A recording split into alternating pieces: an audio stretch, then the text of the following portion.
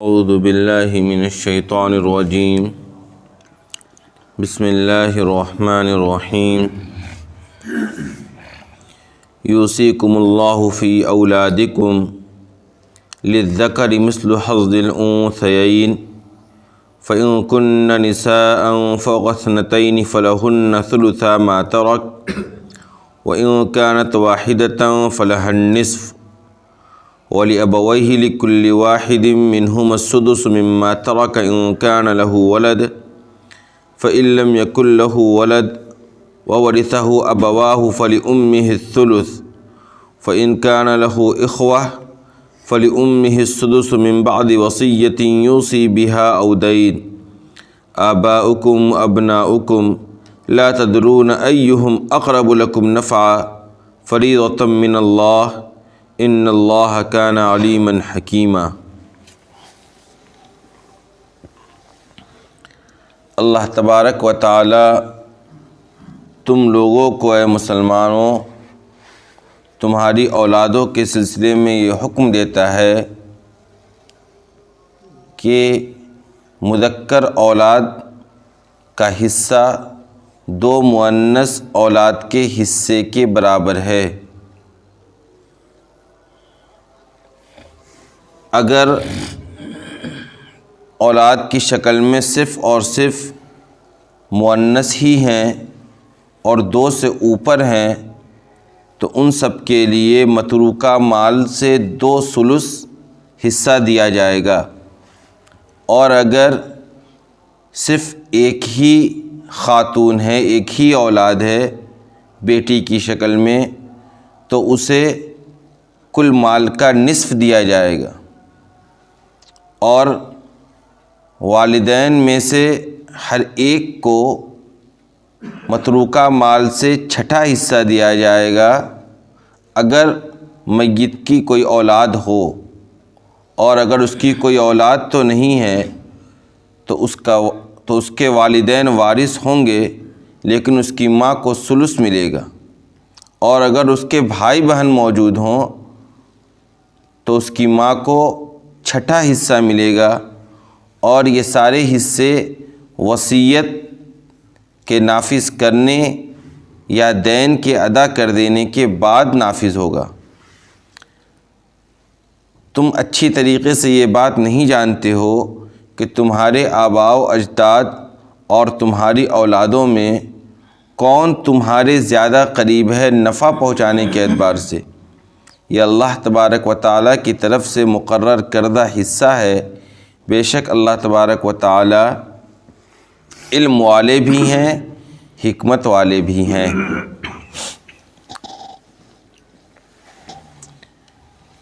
پیچھے ایک آیت آئی تھی للرجال نصیب مما ترک الوالدان والاقربون وللنساء نصیب مما ترک الوالدان والاقربون، کہ جو قریب ترین رشتہ دار اور والدین مال چھوڑ کر جائیں گے تو اس مال میں وراثت کا حق مردوں کو بھی ہے، اور اسی طریقے سے عورتوں کو بھی وراثت میں حق ملے گا۔ یہ ایک آیت تھی جو اجمالاً اس پورے حکام کو بیان کر رہی تھی۔ اس آیت سے اللہ تبارک و تعالی تفصیل کے ساتھ ذوی الفروج کے حق کو اور ان کے حصے کو بتلا رہا ہے۔ ذوی الفروج کسے کہتے ہیں پہلے یہ سمجھ لیجیے۔ قرآن کریم میں باضابطہ جن لوگوں کا حق متعین کر دیا گیا ہے، ماں باپ، بیٹیاں، اس کے علاوہ اور بھی جو چیزیں ہیں آگے آ رہی ہیں، جن لوگوں کا باضابطہ قرآن نے ذکر کیا ہے کہ ان کو اتنا حصہ ملے گا، اس حالت میں اتنا حصہ ملے گا، یعنی ایسا نہیں ہے شرعی طور پر کہ ایک شخص کے لیے ایک حصہ جو متعین ہے وہ ہر حالت میں متعین ہے، بلکہ حالات بدلنے کے اعتبار سے اس کا حصہ بھی بدل جاتا ہے۔ لہذا جن کا حصہ قرآن میں ذکر کر دیا گیا یہ کہلاتے ہیں اصحاب الفروض، یہ کہلاتے ہیں ذوی الفروض۔ ان کے علاوہ جو لوگ ہیں اور ان کو جو وراثت میں حق ملتا ہے وہ ان کو دینے کے بعد ہی ملے گا۔ ان کو دینے کے بعد اگر مال بچتا ہے تو پھر اس کے بعد دیگر لوگوں کو مال ملے گا اور ان کا بھی حق وراثت میں ثابت ہوگا۔ ان کے علاوہ جو لوگ ہیں ان کو کہتے ہیں عصبہ۔ کیا کہتے ہیں ان کو؟ عصبہ۔ اور جن لوگوں کا ذکر اس آیت میں کر دیا گیا ہے ان لوگوں کو کہتے ہیں اصحاب الفروض۔ قرآن کریم نے اس آیت کے اندر چند مخصوص لوگوں کا ذکر کیا ہے۔ اس کے علاوہ احادیث کے اندر بھی تفصیل کے ساتھ آپ صلی اللہ علیہ وسلم نے اس پورے واقعے کو اور اس پوری تفصیل کو ذکر کیا ہے کہ کس کو کتنا حق ملے گا۔ اس کے بعد میں چل کے فقہاء کرام نے باضابطہ اس کو ایک سبجیکٹ بنا دیا۔ میراث کو فن فرائض کے نام سے باضابطہ یہ ایک پورا اسلامی علوم کا سبجیکٹ ہے، جس کے اندر تفصیل کے ساتھ باضابطہ کچھ کتابیں ہیں جو پڑھائی جاتی ہیں، اور اس کے اندر تفصیل کے ساتھ وراثت کے احکامات بیان کیے گئے ہیں کہ کون کون وارث ہوگا، کون کون کس حالت میں کتنے مال کا وارث ہوگا، کون کون کس حالت میں وراثت سے محروم ہو جائے گا۔ اس کی پوری تفصیل علوم اسلامیہ کے اندر ملتی ہے۔ یہ جو آیت آج ہم نے تلاوت کی تو سب سے پہلے اللہ تبارک و تعالیٰ کہہ رہے کہ دیکھو، سب سے پہلے اللہ تبارک و تعالیٰ تمہاری اولادوں کے بارے میں تمہیں احکام بتلا رہا ہے۔ انسان کا سب سے زیادہ جو قریبی رشتہ داری اور تعلق ہوا کرتی ہے وہ ہوتی ہے ماں باپ سے اور بیٹے اور بیٹیوں سے، یعنی اپنی اولاد سے اور اپنے ماں باپ سے سب سے زیادہ قریب ترین رشتہ داری اور تعلق انسان کا ہوتا ہے۔ اور پیچھے یہ بات آ گئی تھی جب میں نے یہ بات بتلائی تھی کہ دیکھیے اسلام نے جو بنیاد رکھا ہے کسی کے وارث ہونے یا نہ ہونے پر، تو وہ بنیاد اس نے رکھی ہے اقربیت پر، تعلقات کے قریب ترین ہونے پر۔ ضرورت پر مدار نہیں رکھا گیا ہے کہ فلاں چونکہ ضرورت مند ہے اس لیے اس کو کیا بنا دیا جائے، میت کے متروکہ مال کا وارث بنا دیا جائے۔ ایسا شریعت نے اصول نہیں بنایا ہے، بلکہ شریعت نے جو اصول بنایا وہ کیا بنایا ہے کہ جو سب سے زیادہ قریب ترین رشتہ دار ہوگا اس کو پہلے ملے گا۔ اس کے پیچھے کیا مصلحت ہے یہ بھی میں نے آپ لوگوں کو بتلائی تھی۔ جیسے خاص طور پر میں نے یہ بات بتلائی تھی کہ اگر اقرب ترین کو وارث نہیں بنایا جاتا تو پھر ایک انسان کا مال پوری دنیا کے ہر فرد کے درمیان تقسیم کرنا پڑتا۔ کیوں؟ کیونکہ کہیں نہ کہیں انسان کا تعلق اور رشتہ داری دنیا کے ہر انسان سے ہے، چونکہ سب ایک ہی ماں اور باپ کی اولاد ہیں۔ اس کے علاوہ ضرورت کو بھی اسلام نے مدار اور معیار اس لیے نہیں بنایا چونکہ ضرورت بھی کوئی دائمی چیز نہیں ہے۔ ہو سکتا ہے آپ کے سمجھ کے اعتبار سے سامنے والا ضرورت مند ہے لیکن آپ ہی کی اولاد کی نظر میں وہ نہیں، آپ کی نظر میں ماما زیادہ ضرورت مند ہے، اس کی نظر میں چاچا زیادہ ضرورت مند ہے، ایسا ہو سکتا ہے۔ پھر ضرورت بھی باقی نہیں رہتی ہے۔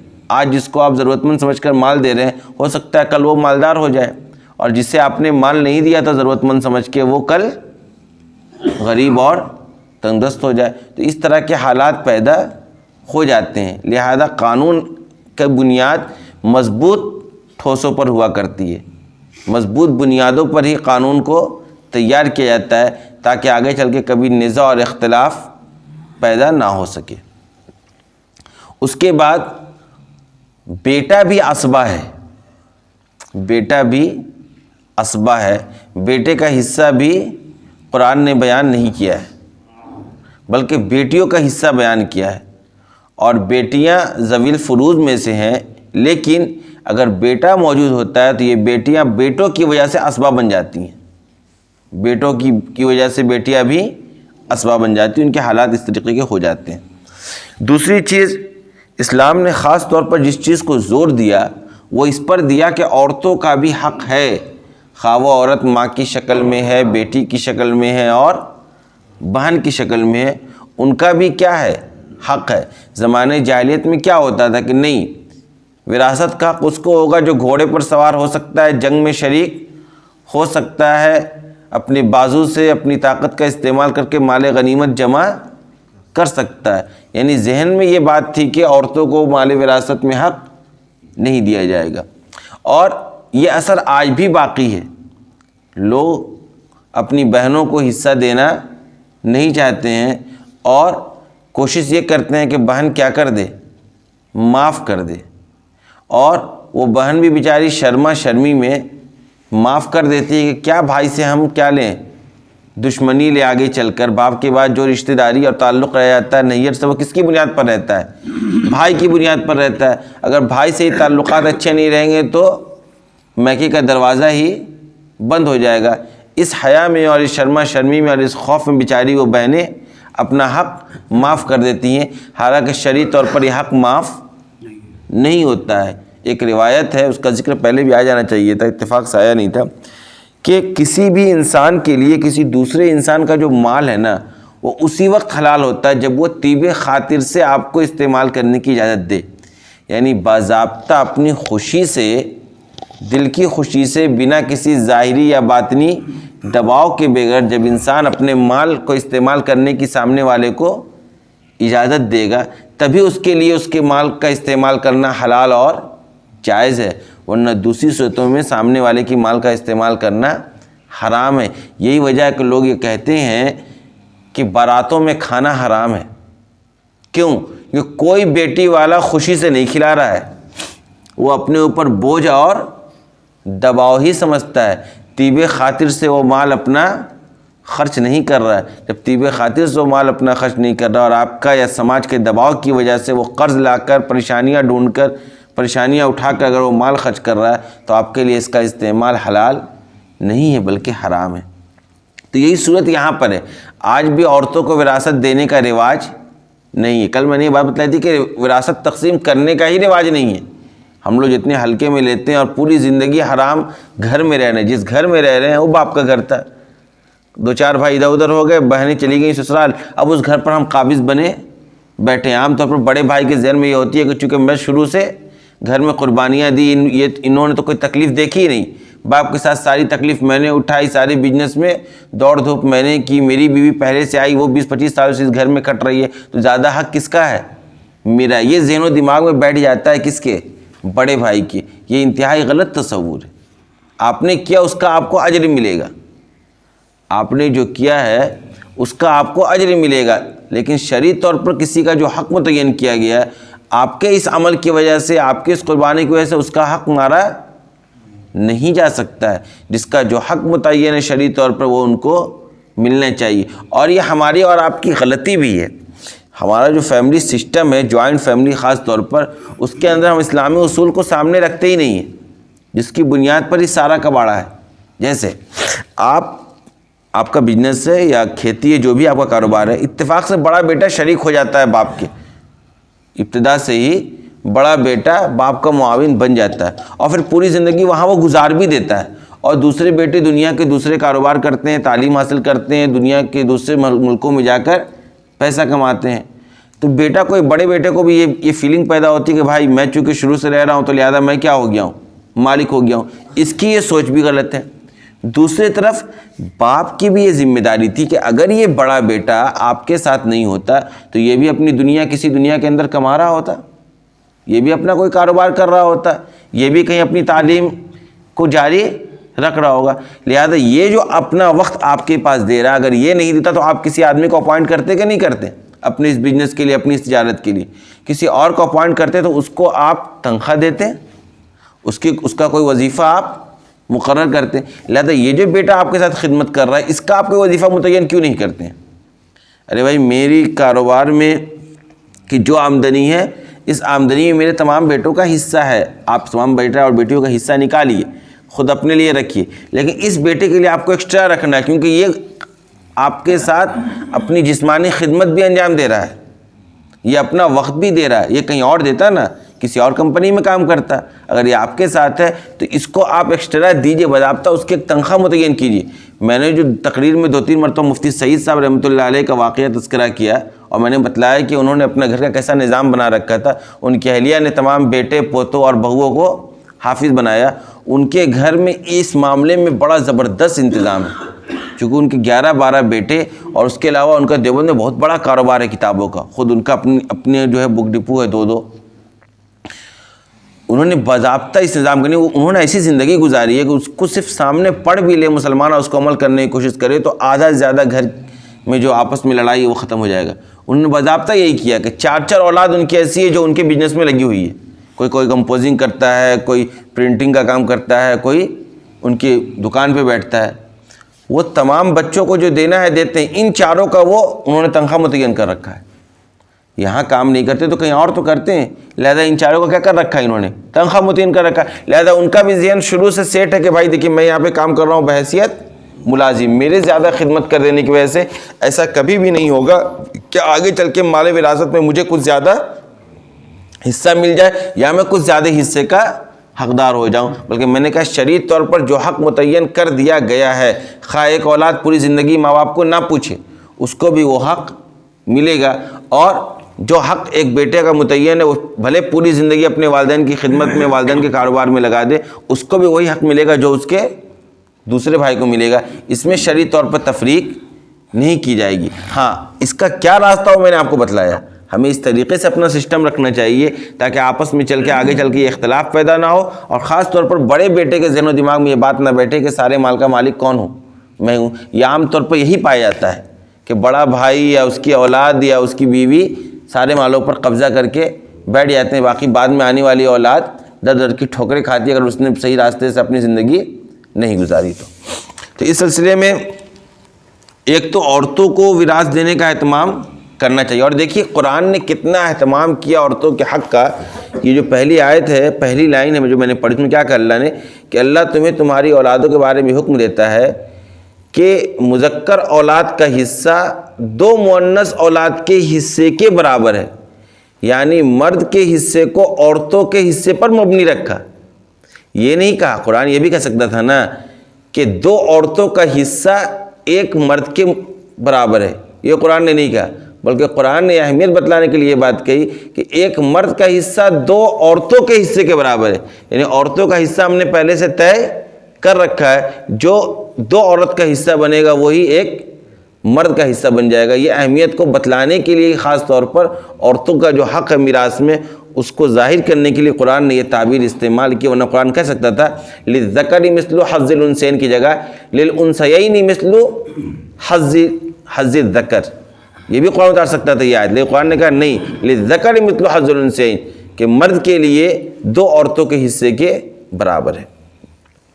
لہذا یہ پتہ چلا اس اصول سے کہ جہاں بھی مرد اور خواتین کا اجتماع ہو جائے گا مال وراثت کے حصول میں، تو وہاں اصول یہ چلے گا کہ ایک مرد کو دو عورتوں کے حصے کے برابر دیا جائے گا. جیسے ایک شخص کی دو بیٹی اور ایک بیٹا ہے، دو بیٹی اور ایک بیٹا، تو اس شخص کا متروکہ جو کل مال ہے اس کو 4 حصے میں تقسیم کر دیا جائے گا، اور 2 حصہ بیٹے کو دے دیا جائے گا اور ایک حصہ دونوں بیٹی کو دے دیا جائے گا. یعنی دونوں بیٹی کا ملا کر 2 حصہ بنتا ہے، وہی 2 حصہ اس ایک بیٹے کا ہو جائے گا.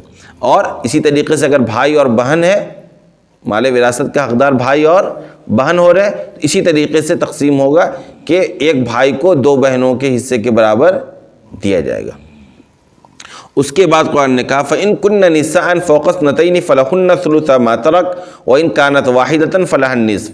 ہاں میت نے جو چھوڑا ہے اولاد کی شکل میں، وہ صرف مؤنث اولاد کو چھوڑا ہے، یعنی صرف بیٹیاں ہیں، بیٹے نہیں ہیں. تو کہا دیکھیے اگر بیٹیاں 2 یا 2 سے زائد ہیں، بیٹیوں کی تعداد 2 ہے یا 2 سے زائد ہے، 3 ہے، 4 ہے، 5 ہے، 6 ہے، 7 ہے، 8 ہے، جو بھی ہو سکتا ہے، کہا تو ان کو جو ملے گا فَلَهُنَّ الثُّلُثَ مَا تَرَكَ، جو متروکہ مال ہے اس کا 2 ثلث ان بیٹیوں کو ملے گا. یعنی مان کر چلیے 3 بیٹیاں ہیں تو 100 روپے میں سے 66 روپے ان کے درمیان تقسیم ہوگا. باقی جو 33 ساڑھے 33 روپے جو بچ رہا ہے وہ دیگر وارثین میں تقسیم ہوگا، عصبہ میں وہ بٹے گا. میں نے کہا نا کہ اصحاب الفروض سے جو مال بچ جائے گا تقسیم کرنے کے بعد وہ دیگر رشتہ داروں کو ملے گا. اور اگر بیٹی صرف ایک ہی ہے، میت کی بیٹی صرف ایک ہے، فَلَهَا النِّصْفُ، تو اس کو آدھا مال ملے گا باپ کا چھوڑا ہوا یا ماں کا چھوڑا ہوا. جس کی بھی وراثت تقسیم ہو رہی، باپ یا ماں کی ہی وراثت تقسیم ہوگی، تو اس کو جو ملے گا وہ کتنا ملے گا؟ آدھا حصہ ملے گا. اس مسئلے کو بہت اچھے طریقے سے سمجھ لینا چاہیے کہ اور خاص طور پر ایک طرف تو دیکھیے دونوں طرف ظلم جو ہے نا ایک طرف سے نہیں ہوتا ہے. ایک تو ظلم یہ ہے کہ اگر مرد موجود ہے، بیٹا موجود ہے، بھائی موجود ہے، تو وہ بہن کو دینا ہی نہیں چاہتا ہے کسی بھی طریقے سے معاف کروا لینا چاہتا ہے، اور میں نے کہا شرعی طور پہ وہ معاف نہیں ہوتا ہے۔ دوسری طرف اگر صرف بیٹیاں ہیں تو بیٹے تو ہیں نہیں، اب شوہر گیا، اس کے بعد گھر میں بچا کون؟ بیوی بچی اور بیٹیاں بچی۔ عام طور پر سب کیا ہے؟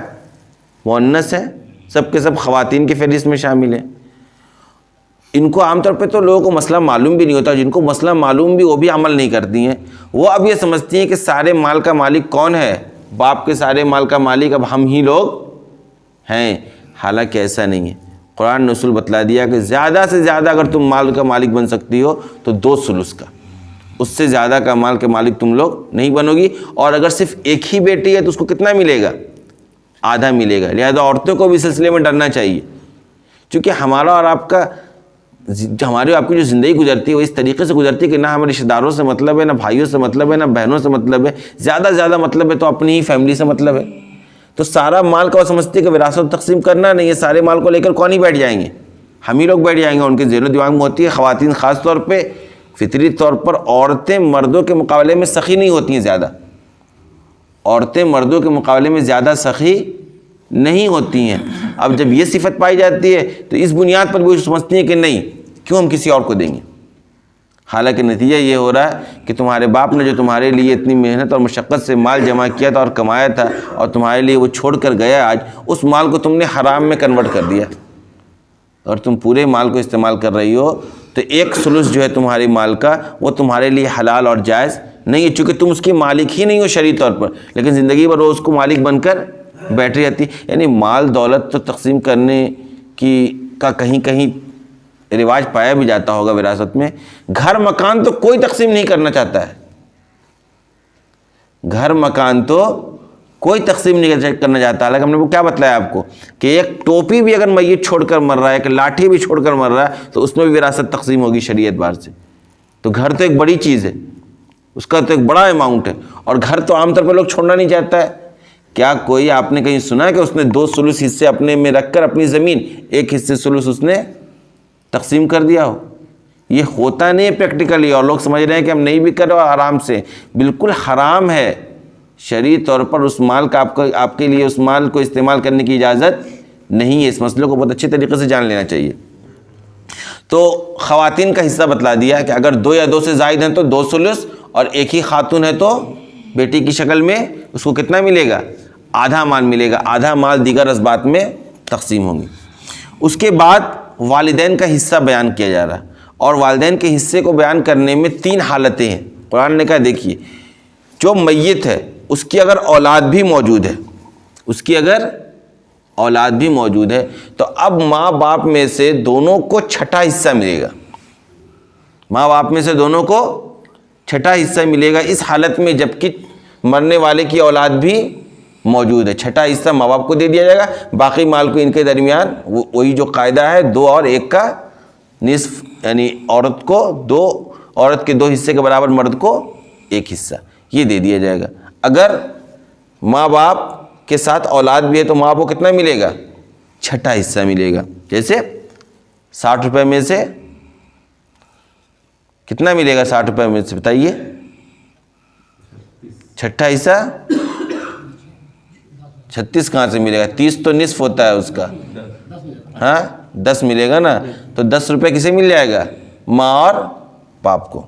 باقی جو مال بچے گا 50 روپے وہ تقسیم ہو جائے گا ان بچوں میں۔ اور اگر ان کی کوئی اولاد نہیں ہے، اولاد کوئی نہیں ہے تو اب ماں باپ میں سے ہر ایک کو ثلث ملے گا، یعنی 100 میں 33 روپے تقسیم ہوگا کہاں؟ ماں اور باپ میں اس میت کے، باقی مال اسبا کو جائے گا، چونکہ اولاد تو ہے نہیں، اب اس کے بھائی اور اس کے بھتیجوں کو یہ سارا مال چلا جائے گا۔ 2 حصہ سمجھ لیجیے، 1 حصے میں تو ان لوگوں کو مل جائے گا، 2 حصہ پورے اسبات میں تقسیم ہوں گے۔ 2 صورت۔ تیسری صورت یہ ہے کہ اولاد بھی نہیں ہے لیکن بھائی بہن ہے، میت کا بہنیں ہیں، تو اب یہ ہوگا فَلِأُمِّهِ السُّدُسُ، تو اب ماں کو چھٹا حصہ ملے گا، باپ کو تو وہی ثلث حصہ ملے گا، لیکن ماں کا حصہ یہاں پر کم ہو جائے گا ان بہنوں کی وجہ سے۔ وہ جو بہنیں ہیں ان کی وجہ سے ماں کا حصہ کیا ہو جائے گا؟ کم ہو جائے گا، اور ان کو ملے گا چھٹا حصہ. تو والدین کی 3 حالت. نمبر 1 اولاد نہیں ہے, دونوں میں سے ہر ایک کو چھٹا حصہ. اولاد ہیں, نمبر 1 اولاد موجود ہے تو دونوں میں سے ہر ایک کو چھٹا حصہ. نمبر 2 اولاد نہیں ہے تو دونوں میں سے ہر ایک کو 1/3 حصہ. اور اگر بہنیں موجود ہیں میت کی تو ماں کو چھٹا حصہ, باپ کو 1/3 حصہ دیا جائے گا. لیکن کہا قرآن نے من بعد وصیۃ یوصی بہا او دین. یہ سارے تقسیم تب ہوں گے جب پہلے تو تجہیز و تکفین ہوگا اس کے چھوڑے ہوئے مال سے, نمبر 1. نمبر 2 اگر اس نے کوئی وصیت کر رکھی ہے تو اس وصیت کو نافذ کیا جائے گا. نمبر 3 قرض ادا کیا جائے گا. قرض وصیت سے پہلے, قرض وصیت سے پہلے. یہاں تک کہ کل مال اگر قرض کی ادائیگی میں چلا جاتا ہے تو کل کا کل مال کے ذریعے قرض کو ادا کر دیا جائے گا, بھلے ہی وارثین کے لیے کوئی مال بچے یا نہ بچے. اسی طریقے سے اگر اس نے وصیت کر رکھی ہے تو وصیت میں نے آپ کو بتلایا تھا کہ 1/3 میں نافذ ہوگا. اگر کسی نے وصیت کر رکھی ہے کہ میرے پاس میں 100 روپے چھوڑ کر مر رہا ہوں, 50 روپے دے دیا جائے گا فلاں مدرسے یا فلاں مسجد میں یا میرے فلاں رشتہ دار کو, تو 50 روپے نہیں دیا جائے گا بلکہ کتنا دیا جائے گا, 33 روپے ہی دیا جائے گا. باقی 66 روپے دیگر وارثین کے درمیان تقسیم کیا جائے گا. اور اس کے بعد جو قرض کا معاملہ, میں نے کہا قرض کی ادائیگی مکمل طور پر قرض بھی لوگ ادا نہیں کرنا چاہتے ہیں, اپنوں کو نہیں دینا چاہتے ہیں, قرض کہاں سے دیں گے, سوچتے ہیں وہ تو مرا اور ساتھ لے کر چلا گیا قبر میں, ہم کہاں سے دیں گے, ہم سے تھوڑی قرض لے رکھا تھا. لوگ یہ جواب دے دیتے ہیں کہ ہم سے, وہ صرف ایک رسم ہے جو آپ سنتے ہیں قبرستان کے اندر, وہ جو ایک اعلان ہوتا ہے نا, وہ ایک رسم ہے, رسم کی بنیاد پر لوگ اعلان کر دیتے ہیں. بعد میں قرض ورض, کوئی زندہ آدمی کو قرض نہیں دے رہا, مردہ آدمی کی اولاد کو قرض دے گا آدمی, سمجھ رہے ہیں. حالات یہ ہیں کہ قرض کوئی دینا چاہتا ہے, قرض ہی دے دیں گے تو بچے گا کیا ہمارے پاس. حالانکہ کیا کہ میں نے کہا مسئلہ یہ ہے کہ اگر قرض میں پورا مال چلا جائے تو پورا مال دینے کا حکم ہے, بھلے بعد میں اس کی اولاد کو 1 نیا بھی نہ ملے. کہا فریضۃ من اللہ, سارا کیا ہے, اللہ تبارک و تعالیٰ کی طرف سے بنایا ہوا قانون ہے, کسی مولوی یا کسی مدرسے کے معلم کا بنایا ہوا قانون نہیں ہے. اور ایک بات جان لو, بیچ میں ایک آیت اور آ گئی, آباؤکم وابناؤکم لا تدرون ایہم اقرب لکم نفعا. کہا دیکھو تمہیں اچھے طریقے سے نہیں معلوم ہے کہ تم اگر دیتے مال, میں یہ قانون نہیں بناتا, تم اپنے اعتبار سے اگر مال تقسیم کرتے تو تم کس چیز کو پیش نظر رکھتے, تم اسی چیز کو پیش نظر رکھتے کہ کس سے مجھے زیادہ فائدہ پہنچے گا آگے چل کر.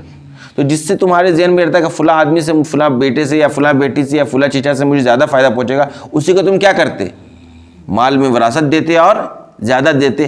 حالانکہ اللہ نے کہا دیکھو تمہیں اچھی طریقے سے نہیں معلوم ہے کہ تمہارے آباء و اجداد میں سے یا تمہاری اولاد میں سے کون تمہارے لیے نفع کے اعتبار سے تمہارے زیادہ قریب ہے. اس بات کا علم سب سے زیادہ کس کو ہے, اللہ تبارک و تعالیٰ کو ہے. لہذا اللہ تبارک و تعالیٰ نے اس بات کو پیش نظر رکھ کر جو قانون بنایا اس قانون کے اعتبار سے ہی تمہیں تقسیم کرنا ہے. تمہاری عقل نہیں چلے گی کہ نہیں فلاں آدمی زیادہ میرے لیے قربانی دیتا ہے یا زیادہ مجھے فائدہ پہنچاتا ہے اس لیے اس کو میں زیادہ حق دے دوں, ایسا نہیں چلے گا. کیوں, فریضۃ من اللہ, سب کس کی طرف سے, اللہ کی طرف سے مقرر کردہ قانون ہے. ان اللہ کان علیما حکیما, اور اللہ کا علم بھی تم سے زیادہ ہے اور اللہ کی حکمت بھی تم سے زیادہ ہے. لہذا اللہ نے اگر کوئی فیصلہ کیا, کوئی قانون بنایا وراثت کے سلسلے میں, تو وہ ساری چیزوں کو جان کر بنا رہا ہے, اور کیا حکمت اس کے پیچھے پوشیدہ ہے وہ بھی اس کے پیش نظر ہے. لہذا اللہ کے بنائے ہوئے قانون پر ہی ہمیں اور آپ کو عمل کرنا چاہیے.